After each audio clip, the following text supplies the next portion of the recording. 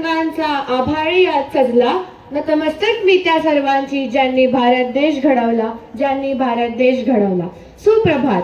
सन्माननीय व्यासपीठावरील मान्यवर, वंदनीय गुरुजन वर्ग व उपस्थित प्रिय मित्र मैत्रिणींनो व देश बांधवांनो, सर्वांना 75व्या भारतीय प्रजासत्ताक दिनाच्या खूप खूप शुभेच्छा. प्रजासत्ताक दिन हा भारताचा राष्ट्रीय सण आहे, जो सर्व देशभर शाळा, महाविद्यालय व कार्यालयांमध्ये मोठ्या उत्साहाने साजरा केला जातो. या दिवशी सांस्कृतिक कार्यक्रमांचे आयोजन केले जाते, मिरवणुका काढल्या जातात, घोषणा दिल्या जातात, तसेच सर्व देशभर देशभक्तीची गाणी ऐकली जातात. पण असे असले तरीही आपल्याला हे स्मरण राहिले पाहिजे की हा दिवस फक्त आनंदासाठीच नाही, तर आपल्या पूर्वजांचे बलिदान, देशभक्तांचे बलिदान व त्यांनी केलेल्या कष्टांची जाणीव राहावी व आपल्याला आपल्या देशाबद्दलच्या कर्तव्यांची स्मरण राहावे म्हणून साजरा केला जातो. 1943 ते 1950 पर्यंत आपली स्वतंत्र घटना नव्हती, म्हणून घटना समिती स्थापन करण्यात आली. डॉक्टर राजेंद्र प्रसाद यांना या घटना समितीचे अध्यक्ष म्हणून नेमण्यात आले. घटनेचा मसुदा तयार करण्यासाठी मसुदा समिती नेमण्यात आली व डॉक्टर बाबासाहेब आंबेडकर यांना या मसुदा समितीचे अध्यक्ष म्हणून नेमण्यात आले. राज्यघटनेच्या निर्मितीला एकूण 166 दिवसांचा कालावधी लागला.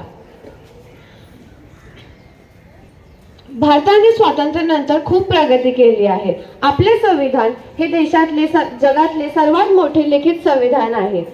भारतीय संविधान हे स्वातंत्र्य, समता, बंधुता, एकता व न्याय या तत्वांवर आधारित आहे. भारताने स्वातंत्र्यानंतर कित्येक पातळ्यांवर यश मिळवले आहे. युनिटी इन डायव्हर्सिटी हे अर्थात विविधतेत एकता हे भारताचे वैशिष्ट्य आहे. भारताने स्वातंत्र्यानंतर कित्येक पातळ्यांवर यश मिळवले. या वर्षीचे सर्वात मोठे यश म्हणजे चंद्रयान 3 ही मोहीम यशस्वी ठरली. याद्वारे भारत आता चंद्रावर जाणारा जगातील चौथा देश बनला आहे.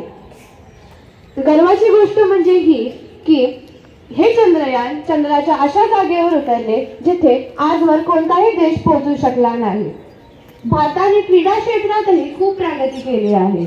ऑलिम्पिक्स व आशिया गेम्स सारख्या राष्ट्रीय व आंतरराष्ट्रीय पातळीवरच्या प्रतियोगितांमध्ये भारताने या काही वर्षामध्ये 200हून अधिक पदक मिळवले आहेत. भारताने स्वातंत्र्यानंतर उद्योजक निर्मितीकडेही पुरेपूर लक्ष घातले. नुकतेच घडलेले राम मंदिर हे याचे हे उदाहरण आहे. या मंदिराच्या घडण्यामुळे कित्येक लोकांना व्यवसाय मिळाले आहेत. मग ते हॉटेल व्यवसाय असो किंवा मंदिराच्या बाहेर काही किरकोळ वस्तू विकण्याचा व्यवसाय असो, सर्वांना नीटनेटके धंदे मिळाले आहेत.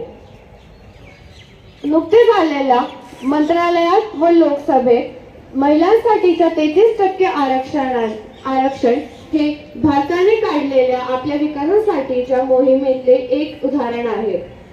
एवढे सगळे असले तरी आपल्याला हे स्मरण राहिले पाहिजे की आजही आपल्या देशात कित्येक समस्या आहेत, ज्यांना दूर करण्यासाठी भारताच्या प्रत्येक नागरिकाने एकत्र येऊन त्याचा सामना केला पाहिजे.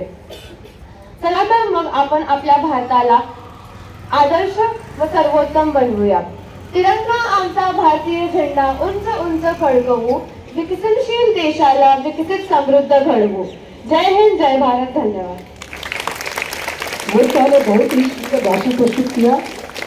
अब मैं माननीय प्राचार्य जी से निवेदन करूंगा कि ये गणतंत्र दिवस पर वक्तव्य देने के